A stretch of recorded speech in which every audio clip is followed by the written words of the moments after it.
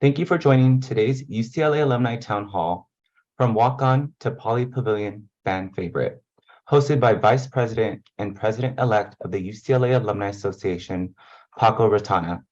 My name is Joseph Blancas, and I serve as an Associate Director at the UCLA Alumni Association. Today's program will feature former UCLA basketball player Russell Stong, sharing his experience as a student athlete, post-grad life, and future goals and aspirations. I wanted to take this opportunity to thank our Alumni Association sustaining donors. It's with your help that we are able to strengthen the Bruin community with programs like this. For some general webinar housekeeping, we will have time at the end of our program for a Q&A with Russell. So please email your questions to the email that will be provided in the chat shortly. We will also be recording the event and will share it out once it's made available. Now, to start our program, I'm excited to introduce our moderator for today, Paco Retana. For nearly 35 years, Paco has been serving the vulnerable youth and marginalized communities in Los Angeles. As a recognized mental health expert and chief program officer at Wellness, he is responsible for all clinical programs, including strategic planning, program evaluation, and training in support of Wellness's mission through a holistic approach to emotional well-being. Paco earned a bachelor's degree in psychology and a master's degree in social work from UCLA. Paco, I'll invite you to the screen now. Thank you for being here and for moderating today's conversation. I would also like to introduce and welcome today's guest, Russell Stong IV. Russell is a standout scholar athlete whose journey combines a remarkable basketball career with exceptional academic achievements. Russell pursued a double major in mechanical engineering and business economics while contributing to his team's success on the basketball court. He was on the storied 2021 Final Four men's basketball team and earned the prestigious Elite 90 award that same year. He was also a four-time recipient of the Pac-12 Honor Roll. He was also named UCLA's Male Student Athlete of the Year in 2023 and was chosen as a graduation commencement speaker for the class of 2023. Russell, thank you also for being here with us tonight. We're excited to have you to hear more about your journey while at UCLA. Paco, I'll turn it over to you to start our program. Right on. Thank you, Russell, man. What an honor to share space with you. It truly is. And it's not only me in this space, but everyone else and all the viewers here. So again, thank you for your time and just your commitment and loyalty to UCLA, man.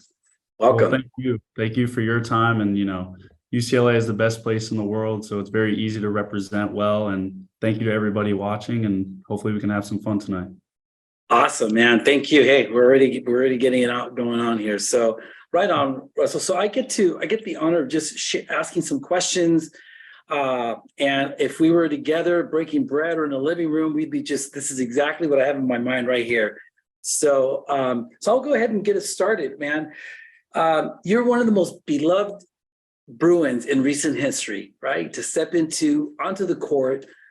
But before we get into that, can you tell us a bit about your time at UCLA and your journey that got you where you are today? Yeah, I mean, my journey so far, honestly, has been a long one. It's been a wild one. Ever since I was a little kid, academics and athletics were a huge part of my household. Although growing up, my parents provided me with a lot of opportunities. So for me, I was just blessed to really have parents and a support system behind me the whole time. I actually started out as a motorcycle racer and a martial artist, which is, pretty unique background, especially as an only child. My parents recognized that I should probably play a team sport so that way I can interact with others, work on some teamwork. And luckily, my childhood best friend who lived 3 doors down from me, his parents suggested that we try playing basketball down at the local rec center. So, went there about 5 years old, started playing basketball with my best friends, never really looked back since. I just loved the game. I played other sports growing up, but basketball was always that consistent, stuck around as the foundation for me. And I pursued that through, high school. I went to Crespi Carmelite High School, where I competed for 2 state championships, undefeated league champion, playing alongside guys that are, currently in the NBA, playing for the Sixers, the Timberwolves, guys playing D1 and other places. So just pursuing high level basketball, growing up as a kid, just playing for the fun and following that dream. And thankfully at Crespi, as I said, we were competing at the highest level. I never played on the EYBL circuit or the Adidas circuit where most of the guys get the looks, for AAU, things like that.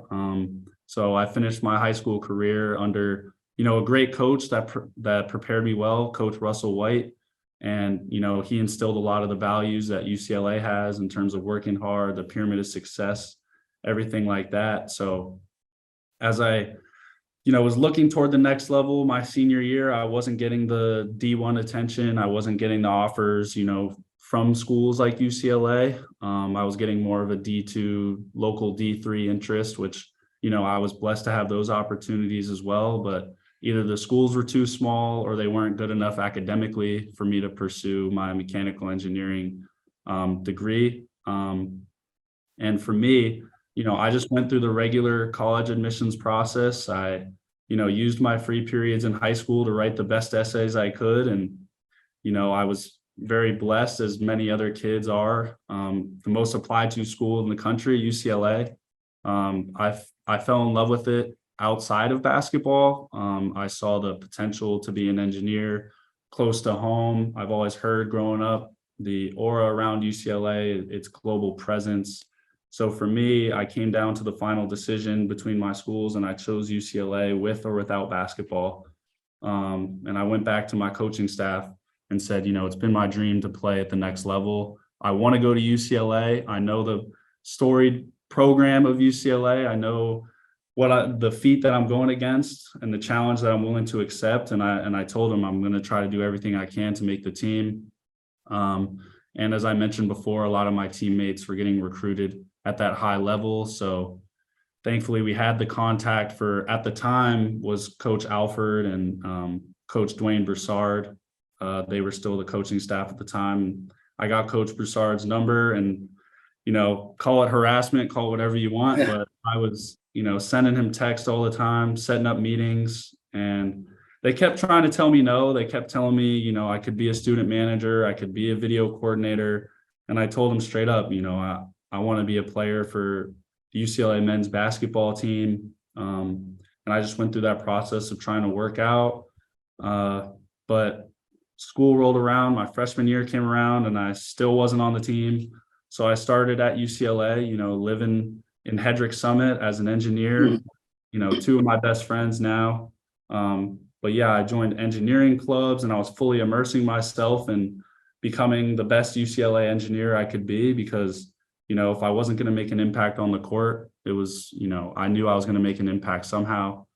And I remember it pretty vividly. Beginning of November, I'm studying for my first midterm in physics 1A.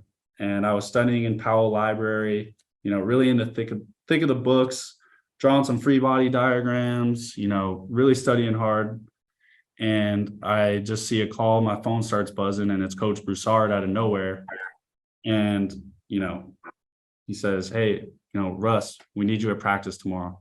And I just froze, closed all my studying stuff. I was like, screw studying. I just made the UCLA basketball team. So it was a really amazing opportunity for me. And, I'm forever grateful to Coach Alford and Coach Broussard for giving me that opportunity. And honestly, the rest is history. So.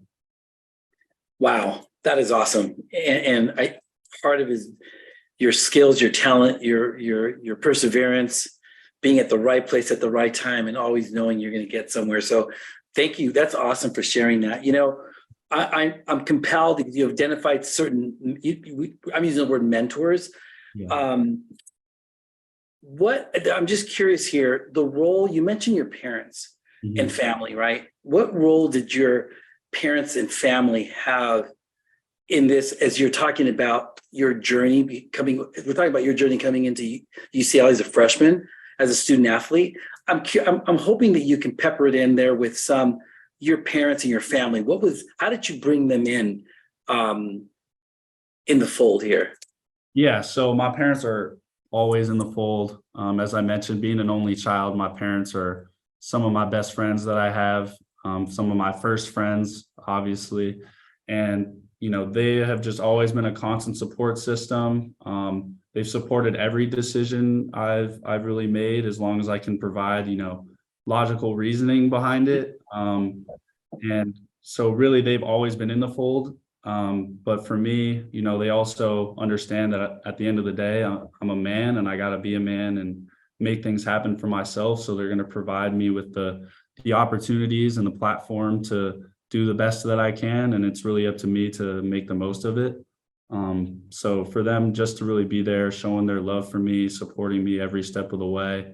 And for the people that are watching, if you've ever been to Pauley Pavilion, you've probably heard my dad a few times yelling and screaming to try to get us the win. And, he's just super proud. Both of my parents are very proud, and that's really all that motivates me enough. So it's really being that motivation and support factor for me. Thank you. Thank you for responding to that question. I was told, and you mentioned a little bit earlier, that you study martial arts and also as a motocross. I had a cousin who did that, and they would say they're the most conditioned athletes than any other athlete. And I was like, wow. But how have you used that particular training in your basketball career and in your daily life, right? Yeah. So the beautiful thing about martial arts for me is, sort of naively, we ventured into it at a young age. I started martial arts, by the time I was 4 or 5, and it was kind of a way for me to remain active, become coordinated with my body, and that's nice. But as you get older, specifically, I trained in Choi Lafuk Kung Fu, which is a very traditional Chinese martial art. And, with that comes its lessons of, composure, finding different solutions to problems in ways that don't use violence, where violence is the last resort, and kind of the idea of, I'd rather be, a samurai in a garden rather than a farmer in a war. You know what I mean? So it's, having those skill sets behind you to be able to carry yourself with a sense of confidence, but also to be able to analyze situations, remain composed under pressure when you become and you put yourself in fight or flight situations.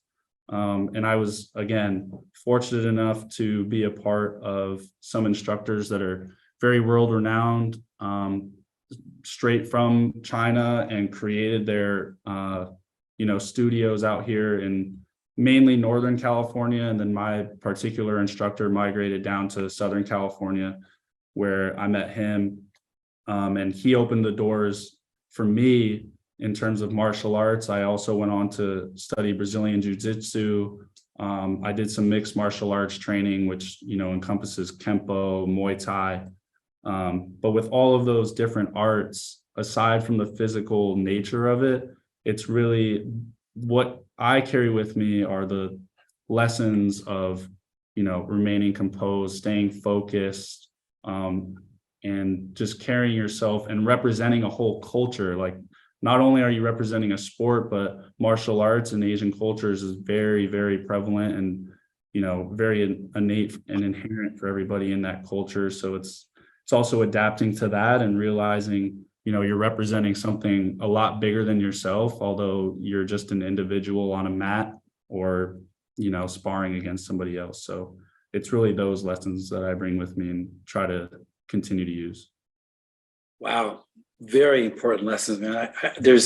I'm just imagining a lot of younger kids listening to you, I'm hoping, and how important that, to remain composure, like it's a lifestyle that you embrace and you continue to embrace. So how beautiful that is. And the metaphor of the samurai in a garden is just so powerful too. And just remaining calm and looking for solutions. I think that's amazing. So, and also, when we go into the heat of the quote unquote battle, when we're going to a game at Arizona, or we're playing in the Sweet 16 or the Final Four, I can rely on that foundation of composure when people are yelling and screaming, saying things that you don't necessarily agree with.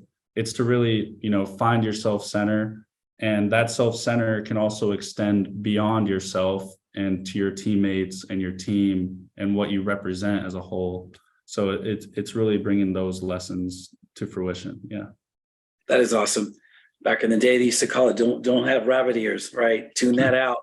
Yeah, But exactly. you say it much more eloquently, much more. So thank you. Thank you for sharing that. Of course. While you were a student, you had the opportunity to intern at a couple of companies. And we're always, at the Alumni Association in general, just looking for opportunities for our students to be involved either in professional schools and internship or volunteer opportunities. So your experience in these companies, can you tell us about your internship experience and what did you take away from that? Yeah, sure. I've had some amazing opportunities there as well. But so my internship / working experience actually sort of started when COVID was at its peak, online school, things like that. But, being a local kid, I was still close to campus, either living at home or I still had my apartment out here. And I made connections with some of my professors online.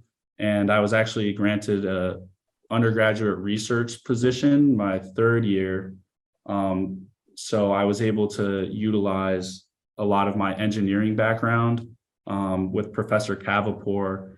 We developed COVID diagnostic technology, also we worked on some prototypes for a breathalyzer test as opposed to the swabs that we were doing. And we were also doing some air filtration systems. But the reason I mention that is because I am grateful for that opportunity, especially, during COVID, opportunities were very limited.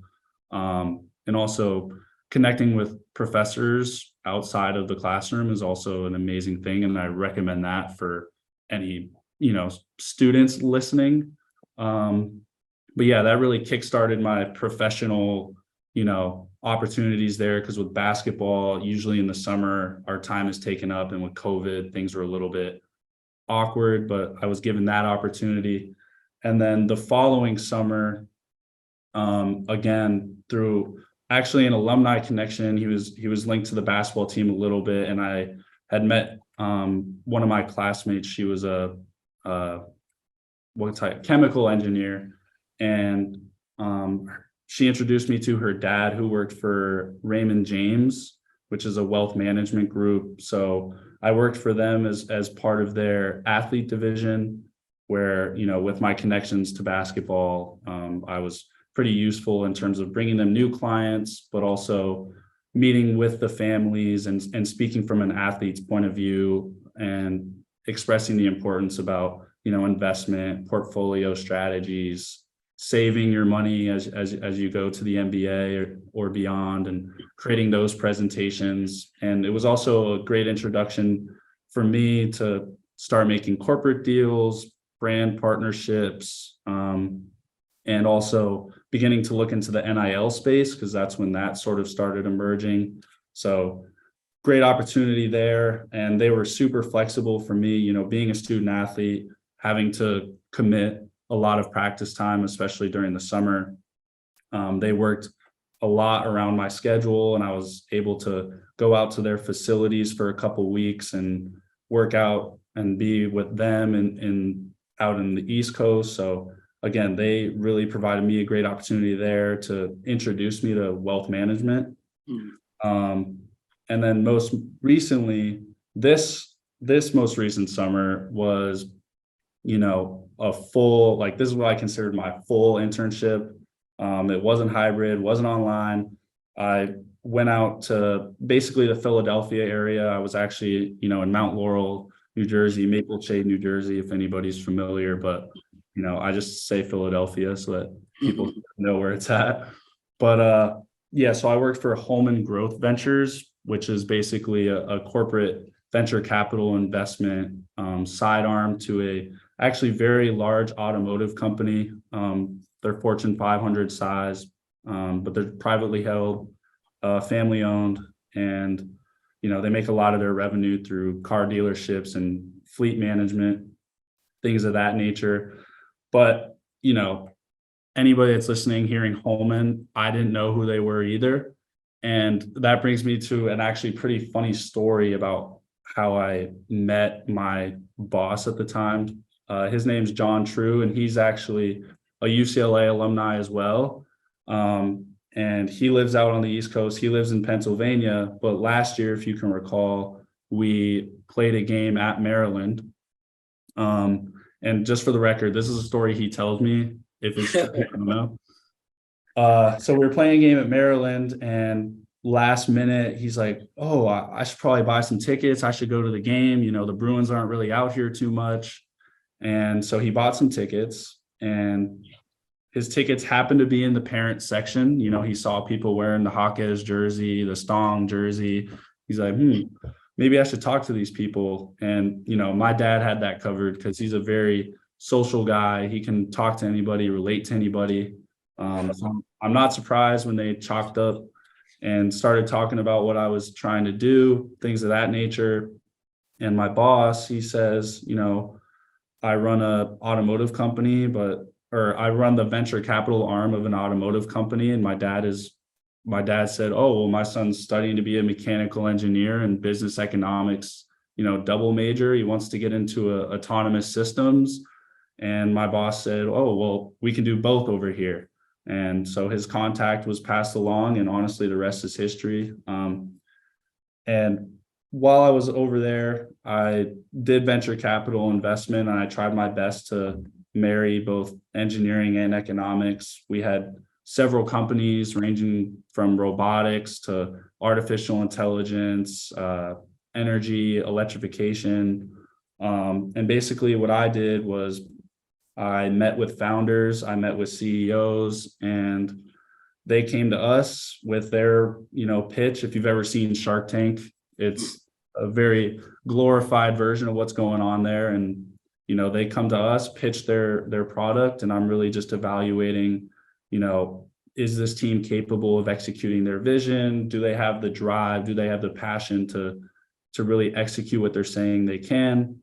And at Holman, we were looking at companies that were, pre-seed, Series A to B, infant companies. So we don't have too many numbers to look at. I did some financial analysis, comparative analysis. I analyzed the different markets and did a whole bunch of research. But at the end of the day, it's really, getting to know people and getting to know whether you really think that they can execute what they say they can. And, do you have the trust in them to put the money, where your mouth is, and really, commit to what they can do. So yeah, for me, I was just meeting a bunch of people, and it really made me excited to come back to UCLA and learn some more technical knowledge. So that way I could be, both a subject matter expert while also being on that investor side.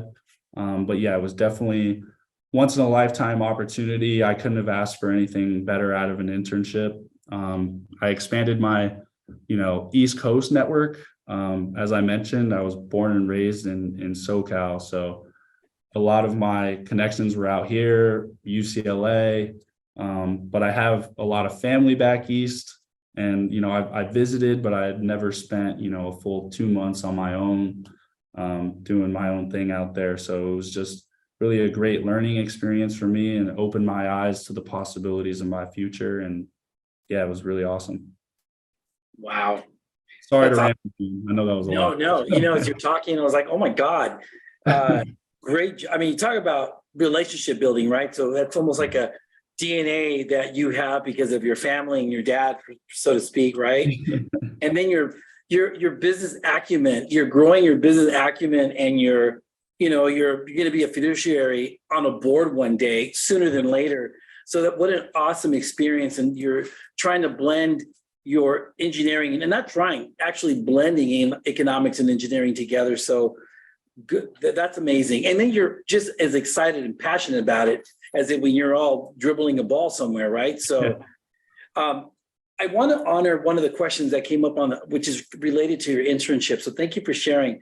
And one of the questions that comes up is, what was the most interesting thing you learned in your, like you mentioned several, but perhaps to the audience, it's something that someone is asking, like, what was the most in your internship? What was the most, interesting thing that you just walked away with for you? And it sounds like there was a lot, but if you can narrow it down. Yeah. So for me, as we speak, you made it seem like I'm good at networking and having that business acumen. But I'll say for me, going in at the beginning of the summer, I was very naive in terms of, my network was small. I didn't know how to approach people. I didn't know, the proper way to create business relationships. So it's very much a learned skill, and I can attribute that to my whole team. They took the time to really teach me the nuances of what venture capital was. And what I started to realize as they were teaching me is it's all about the people. It's all about the relationship that you can create. It's all about the relation you can have. And if you can really trust somebody to execute in this case. So I would say that was the most eye-opening thing for me. And yeah, I try to carry it in all aspects. Wow, thank you. Very, very specific. And hey, one thing that I think is that I'm seeing loud and clear, and I'm sure it's coming out to your humility, your humbleness around that. And so that's wonderful. All right. So you answered part of this, but I wonder if you can expand on it a little bit more, as I myself am learning this as well. So you recently announced that you joined the Men of Westwood, the official NIL collective for UCLA's men's basketball, and as the director of basketball donor and alumni relations. So congratulations. And can you talk about what is involved in your role and how it's supporting student athletes? Yeah. So as you mentioned, I'm the director of basketball donor and alumni relations for our NIL collective, the Name, Image, and Likeness Collective. And, for people that don't really know, the NIL collective is basically a pool of money that goes directly to the athletes, for the athletes. Whereas the Wooden Athletic Fund, for example, is more on the administrative equipment, that kind of funding for the programs. And for my role specifically, I came to our director, Ken Grier, and after my basketball career had ended, and I said, now that basketball is over, I'm coming back for my master's. I just want to find ways to connect to the UCLA alumni. I want to find ways to create the professional connections that I, hadn't had the time to make. And going back to what I learned in the summer, I knew how important it was. And UCLA, doesn't advertise it as much as it should, and how great our alumni base is. And I just really wanted to tap into that. So Ken said, I can do you one better. Instead of just introducing you to these people, why don't you come along as part of the Men of Westwood? You can still be connected to athletics, helping our student athletes, raising money for them. And, I jumped right on board, and basically my role is to expand and grow this collective, whether it's through donations or, student athlete, just being there for the teams, finding corporate deals, educating our donors about who we are and what we do.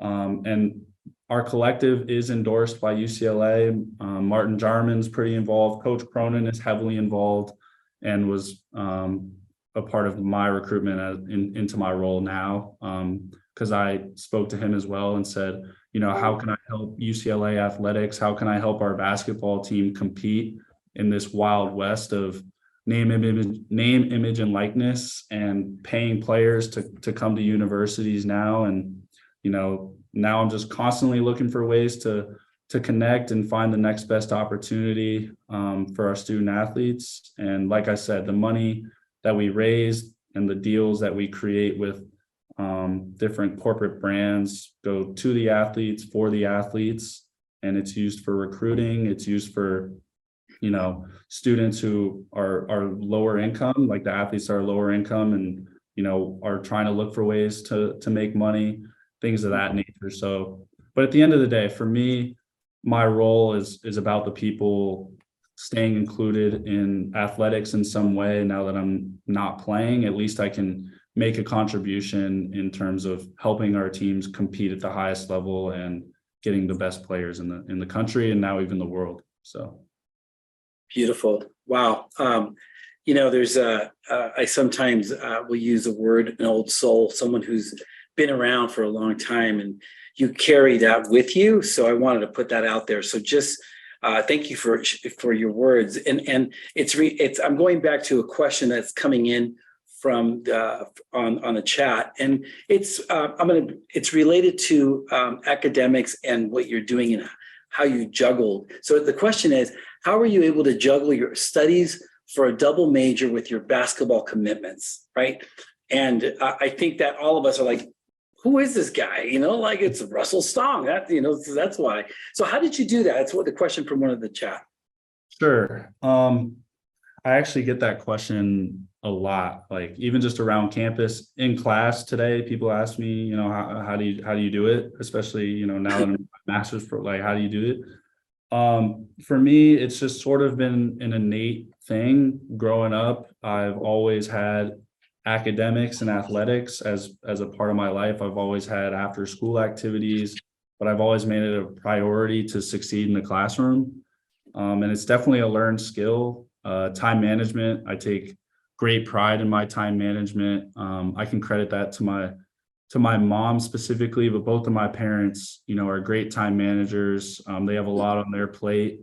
They both work, and they sort of just set that example for me in terms of, at the end of the day, academics are the root of my success. And I love athletics, but academics got to come first. So that's just always been my mindset. And I sort of just create my schedule around that. Specifically at UCLA, was studying basically for most of my free time. When we were traveling, that's a great opportunity to listen to lectures, especially as we transferred over to online school, was actually a blessing in disguise for me. Just trying to find the positivity in everything where I could, watch lectures on the plane, study on the bus. I was doing homework in the hotel rooms. Several times I actually had to take exams on the road. I remember specifically because the engineering department in particular is pretty strict, and they haven't had too much experience in terms of, student athletes and the demands that has. But I remember specifically my chemistry exam, my freshman year, we were playing in Stanford, and we had a pre-game practice before our game or whatever, and I had an exam at the same time, and I emailed my professor, let him know, and he just said, no, you have to take the exam right at this time. So I went into the Stanford locker room midway through our practice, took my chemistry exam, ran back out to the court. So it's just things like that. And if you have those priorities in your head, and I grew up thankfully having those time management skills growing up, and it kind of just transferred pretty easily for me. Wow. Again, going back, credit to parents, and putting that in your DNA, right? And that's amazing, but also your discipline. I love when you say about academics first, because I think a lot of student athletes, I'm guessing, their aspiration at times is to go professional, right? And I think that having a backup plan is important, and you prioritize that backup plan. And hey, kudos to you. There's another question that's came up on the chat, which is related, and I think I'm going to read it. So what did you learn from your NCAA Division I basketball and mechanical engineering that you applied to the VC decision making? Is learning, listening, and loving more important than winning? Because losing is just temporary, as success stories can happen very dramatically in the startup arena. Yeah, that's a good question. So I take pride in also being very socially aware, in terms of I'd like to think I'm a good judgment of character. And for me, playing basketball, a very team-oriented sport, obviously, where you have to find roles, do the best that you can in those roles to make something, great, such as going to a Final Four or competing for a national championship. And really being able to handle those different personalities and what they can accomplish, and seeing the traits of, being on a UCLA basketball program that is defined by success and winning and all those things. And that's great. But at the end of the day, what's more important are the underlying values that create that success. And, John Wooden obviously puts it a lot better than I do in terms of a pyramid of success is, I think, a perfect analogy for it, where for me, being a part of a successful program, the best part about it is seeing the people that make it happen and why they make it happen. So being around people such as Jaime Jaquez, Tiger Campbell, David Singleton, who have these traits of leaders, traits of people who are going to be successful in the world because of their time management, because of their discipline, because of their motivations and where they find that. And I can look to my friends and the people I just named and, all the engineers that I am still friends with today that carry those same, traits and, characteristics. I can look for those in CEOs. I can look for those in founders that are coming to me that are pitching products. And in a similar way that the product, and the end result of that product is awesome, cool. But what's more important is that those underlying values that the CEO or the team is bringing to create that product. And it's really just finding those underlying characteristics. And so that's how I think I can bring, just being around that culture, being socially aware and understanding different personalities and roles and how they contribute to a greater good. I think I can bring that to the VC space. Awesome. Mm-hmm. You mentioned about just being socially aware. Some of us call that your EQ, right? Your intelligence about that. And that's I think that goes a long way in your journey. So thank you. Your rise to fame on campus is not only unusual, but quite inspiring. I've actually seen the team play, and it's incredibly inspiring. And then people start shouting your name, and it's heartfelt. Like everyone relates to you. Everyone like, I want to be him because, I walked on the baseball team. I had one official game, and the fact that I did that under Gary Adams at that time was the best. It was just an honor to just even be on the field, right? Mm-hmm. So that inspiration. And with that said, how would you like to be remembered once you leave UCLA? Like, what's your impact right now? Because that might change later, but for now, what would be your, what would you want to be remembered by? Yeah, I mean, to be remembered at all at UCLA, to be, part of that Bruin family and all the, legends that came before me on and off the court is honestly an honor within itself. And I want people to remember me however they want to remember me. And, I say that with confidence because I've been blessed with, being able to have several platforms for people to remember me on, whether it's, being a beloved walk-on or being a mechanical engineer or being being in the econ finance space, or even just being a UCLA student and, student athlete advocate. However I'm remembered, on the surface, I just hope that people can look at me as a person of high character who always tried to do the right thing and, taking pride in what I represent. Specifically at this point in time, it's UCLA, and I'll always represent UCLA, but I just want people that came before me, like John Wooden and, all those legends to look down at me, and they would have been proud. And I just want to continue to make a positive impact on the people that I meet and continue to inspire, the next generation of Bruins that come in. Wow. That's amazing. And the impact on that is powerful in itself. So even the level of, hey, if I can be seen on the court or as an engineer, blending both. You've mentioned John Wooden several times, and we all have as a Bruin. And I'm just wondering what this quote, I was looking for a quote that resonated with me. And in terms of, we have a whole thing on the pyramid of success here at our own home. Right. So he says, success is never final. Failure is never fatal. And it's courage that counts. What do you think about that? Yeah. I mean, it's hard to disagree with his words. So yeah, I mean, I fully agree with that. And when I look at it, at the end of the day, for me, I go by the motto of dream, believe, and achieve. And that's something I've lived by, from my younger days. I still wear a bracelet that says it. My parents got it for me, but basically, when you live with that motto and you just focus on your process and you have, a certain goal, however far it may be, as long as you're taking, the certain small steps to continue moving forward, living in the moment, focusing on, just gradual steps in that direction, crossing the bridges when you get there.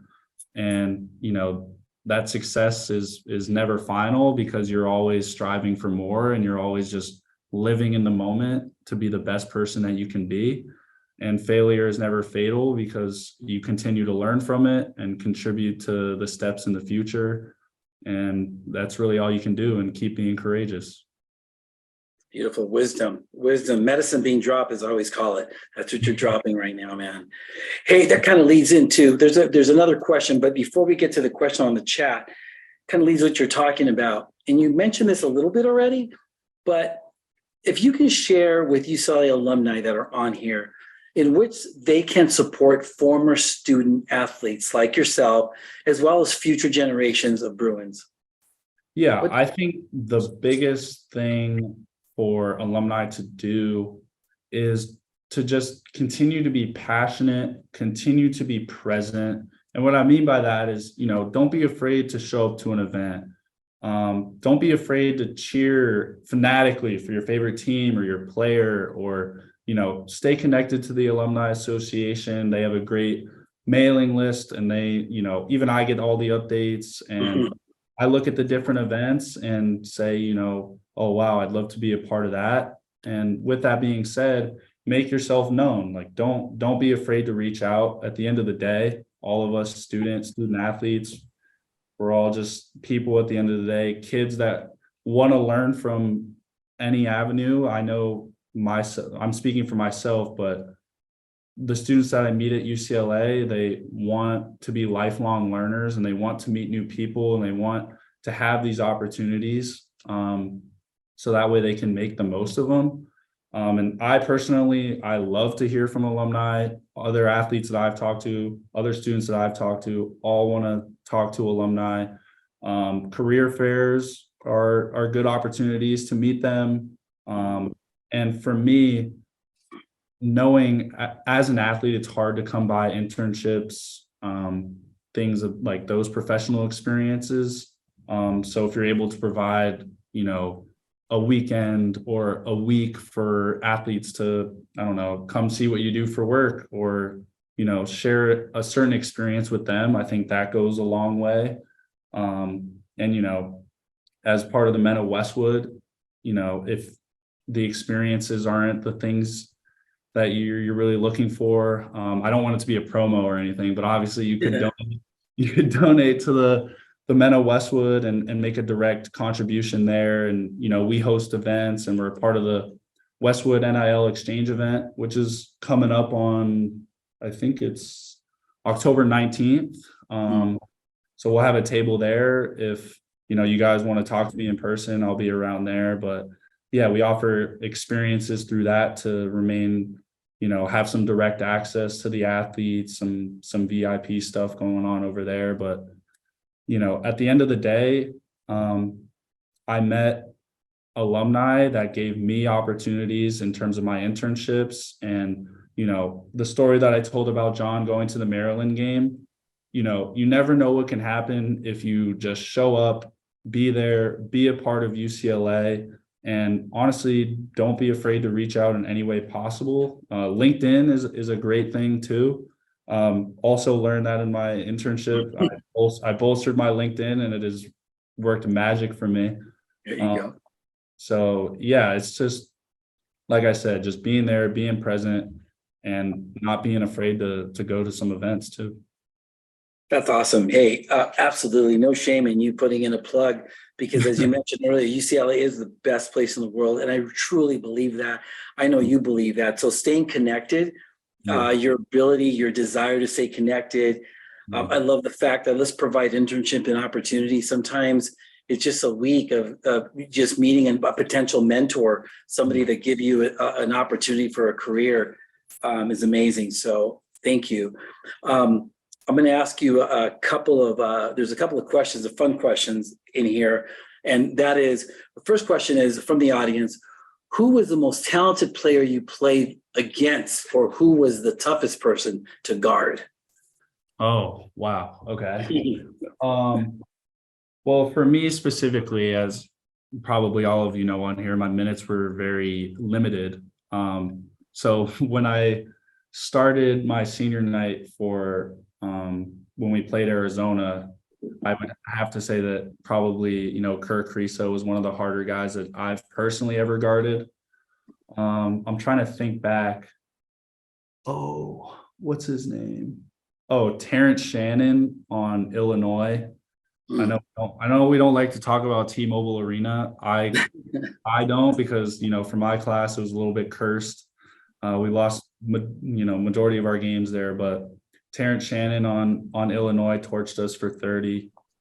So I think I'm going to go with him, because he looked like an all NBA prospect right there. So I'll go with him. That's awesome. All right. Another question. How did you feel as students would chant your name at games at Pauley? Like, you know what? I think that more than anything, being there, and when they would hear your name, everyone was just, and it was genuine. It was heartfelt. It was like everyone saw themselves in you. It was like you're a mirror. So to know that you've touched so many lives in that way, tell us, share with us, what did that feel like? Yeah, I mean, the first time that it ever happened, I thought, oh, just some kids are joking around. It's not going to stick, And then more people started joining, and the whole arena started going at one point. And honestly, it was the biggest honor I could ever have experienced in my life. And, to even be a part of the team, and then to be a known entity of the team, to be with the names such as Kareem Abdul-Jabbar, Bill Walton, those are things that I dreamed of growing up. And, for the students to recognize the hard work that I was doing, although it doesn't necessarily show on the court, I still had the same commitment as all of our guys out there. And I really worked hard to be a man of the people and show people that, just the average guy from Northridge, California, who wasn't recruited at all, can still make his impact at UCLA. And, it was really just a dream come true. And I held that honor of representing UCLA and all its students within it. I'd like to think it happened because I went to the different engineering events. I went to, the different career fairs. I was at class every day, interacting with the students that ended up cheering for me. And, just showing them that I was going through the same daily struggles as them, and just trying to be that outlet for them to cheer for and represent them. Wow. Okay. That's beautiful. Yeah, absolutely. There's always there was always a connection, and the connection in the crowd, the connection as a Bruin alumni or a student, it was just very powerful. And faculty and parents, what a proud. And as you're talking, I'm thinking about your parents and how, they'd probably I would have recorded that, like in saying, hey, mom and dad, you remember? So no, what a beautiful story. Hey, I may know the answer to this, but maybe I don't. I have a question. It's a question that I actually like to ask, and I'll give credit to my boss. She asked a question during an interview, and it's if you were going to write a book right now about yourself, what's the title of that book?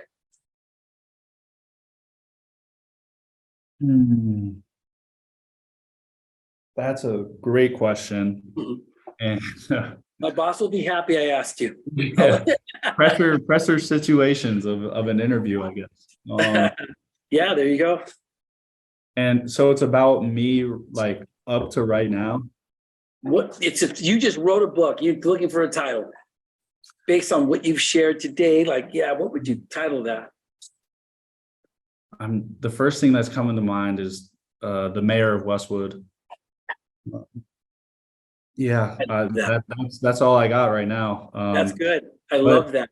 I want to elaborate on that a little bit, because I don't want it to come off as, a self-appointed thing, but I have heard that as the name, and basically I'd want my book to sort of tell my entire story of how unlikely it was for me to then become the mayor of Westwood, and what it entailed, and the hard work that led up to it, and how much support I needed, and all the people that helped me along the way, and giving them credit to putting me in a position like right now where I'm able to speak to you and make an impact at UCLA, hopefully. Wow. No, not at all. The fact that you said that and thinking of that symbolic key and what that means. And hey, I would completely I got your back doing that. You know what I thought of? I thought in that key, or that mayor, you would have dream, believe, and achieve. That just resonates for me. And the fact that you have that, and you wear that. So being the mayor, you're going to have that mantra of yours, right? El dicho, as we say in Spanish, is your dream, you believe, and achieve. So beautiful, man. Well, I know that first of all, I'm very grateful. I'm incredibly humbled to be able to interact with you. I know that I mentioned earlier offline that you and I had an opportunity to dialogue a little bit, and just what you see is what you get, man. This is who you are in the court, and even in this interaction with us. And I'm very proud, and I'm very proud of you, brother, as an alumni, and I'm engineering school, getting your master's degree. You've touched the lives of many people before today, and you continue to do that. So blessings to you. I don't know if you have any closing remarks before we punt it over to, or maybe I should use a basketball metaphor, toss it over to Joseph. But again, I wanted to, with that, any parting words before we hand it over to Joseph? I mean, yeah, all I can say is thank you so much, and for your kind words, for your time, and everybody listening, thank you so much for taking time out of your evening to listen to what I had to say, and listen to my story. And I'm still writing some more chapters of my story, so please stay tuned. But again, I'm always appreciative of everybody on here, Paco specifically for tonight, but everybody that's helped me along the way. The Bruin family, I know it runs strong. So yeah, it's just really paying tribute to everybody that came before me, and I'm just trying to represent UCLA the best way I can, on and off the court, mainly off the court now. But yeah, just continuing to do my thing. And I look forward to hopefully meeting a lot of the alumni that are listening tonight, and continuing to represent the best way I can. Thank you, guys. Brother, well said. Thank you. Joseph. Great. Thank you to you, Paco, for leading this conversation. And Russell, it was great getting to know you. And we do truly wish you all the best in the year ahead. And we're excited to see what you accomplish in your new role. So keep us updated, and stop by the Alumni Association when you can to all those who tuned in tonight, thank you for being here. We hope you have a good rest of your evening and a wonderful rest of your week. And as we like to do when we close out these sessions, go Bruins. Go Bruins. Go Bruins. Thank you.